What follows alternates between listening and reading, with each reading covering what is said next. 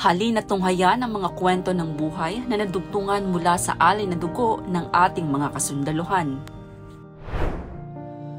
I'm one of the donors at nag-umpisa akong mag-donate ng dugo. That was year 2007 sa programa ng administrasyon ko when I was a mayor, yung Dugo Ko Buhay Mo.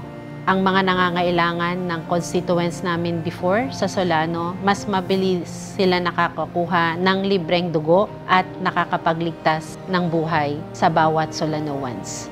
Nakita ko na ang 2 or 3rd Brigade Philippine Army ay isa sa donors din dahil sa programa rin nila na Dugo Ko Buhay Mo to Save Life ay sumama rin ako sa kanila na nakipartner dahil alam ko sa pagbibigay ng dugo at marami pang buhay ang maililigtas sa bawat Nuevo Vizcayanos. Sa ating mga donors na gaya ko, ipagpatuloy ang pagbibigay ng dugo para makapagligtas ng bawat buhay at hindi lang yan para madugtungan pa ang kanilang buhay.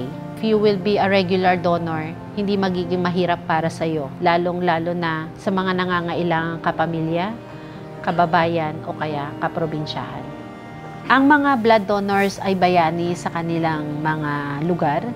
Bakit nga ba? Dahil ang dugo ay hindi lang nagbibigay kaligtasan sa buhay, kundi nagdadagdag pa ng isang buhay para sa isang Filipino. Lalong-lalo na sa mga nangangailangan, kaya hindi kayat po natin ang ating mga kababayan, different agencies, organizations na makibahagi at magbigay tulong ng dugo para sa mga nangangailangan.